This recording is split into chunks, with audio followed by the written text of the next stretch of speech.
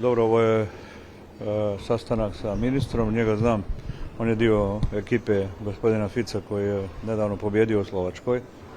A kao što javno zna, ja sam boravio prije tih izbora i dao nesumnjivu podršku toj strukturi i drago mi je što su oni konsolidovali svoju strukturu i vlast i što je premijer Fico evo sa ekipom koju predvodi ovaj ministar apsolutno ostao dosljedan ranijih u predizborima rečenih stavova.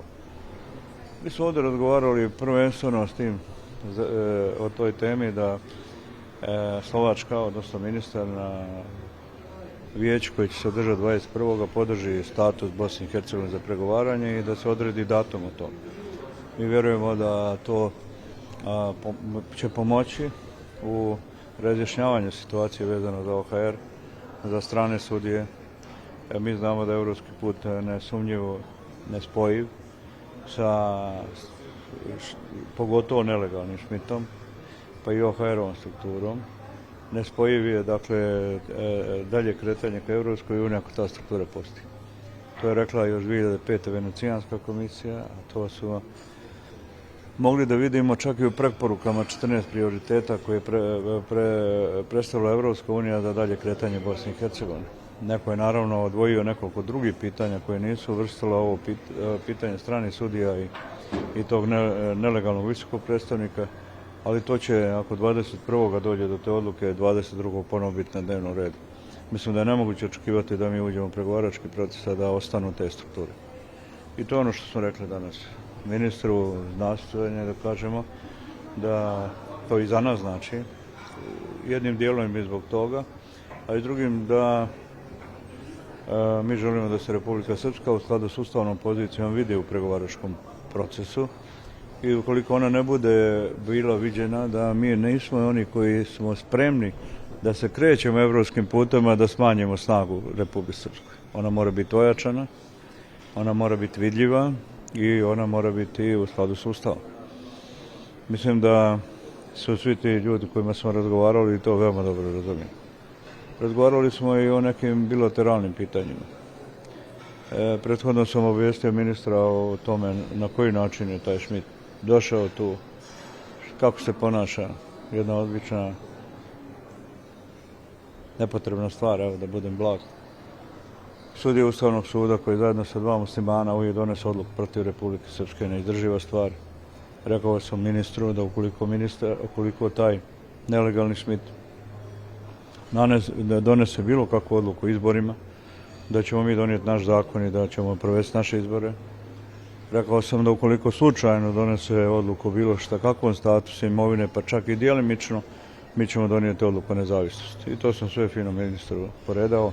Mislim da je njem to dovoljno jasno i to svi znaju u Europskoj uniji. Razgovarali smo i o bilateralnim pitanjima. Slovački privrednici već su prisutni u Banja Luci, u Celeksu i nekim drugim kompanijama. Oni imaju interesa da nastave saradnju sa Republikom. Republika postaje značajna u tom interesu, prije svega za energetski sektor, ali ima i drugih industrijskih grana. I govorim uporno, jer vidim da to mnogi ne razumiju kao važno pitanje. Dakle, jučer kad sam razgovarao sa Lavrovim i nedavno kad sam bio u Rusiji, moj cilj je da spasim projekat koji se zove gasifikacija Republike Srpske. I naravno, nakon toga odmah vidim i izvlačim računicu koliko smo izgubili zato što smo muslimani zazali svih ovih 15 godina oko toga. I kako bi Republika Srpska i koje bi razvojne šanse imala da sad imamo gas koji je najjeftiniji u Evropi i da to ponudimo privrednicima koji dolaze iz te iste Evrope. Dakle, imali bi sigurno daleko više fabrika i daleko više radnih mjesta. Oni su to onemogućili. A onda i čujemo kako pričaju ovako ili onako ili manja ekonomija. Da, nama nije problem. Ali mi smo samo održiva ekonomija za razliku od njih koji nisu samo održiva ekonomija. Dakle, u tom pogledu mislim da stvari ostaju iste. Ovdje je sve neko kamufliranje oko toga. Idemo u evropski put, dajte pregovore, a žele nam da ostave nam Schmidta, da ostane nam strane sudije, to je nepojmljivo. Mislim da se mrznuti nećemo, bez obzira šta donio ovo vijeće, u pregovorima dok se to ne skloni i Schmidt i naravno strane sudije u Ustavnom sudu.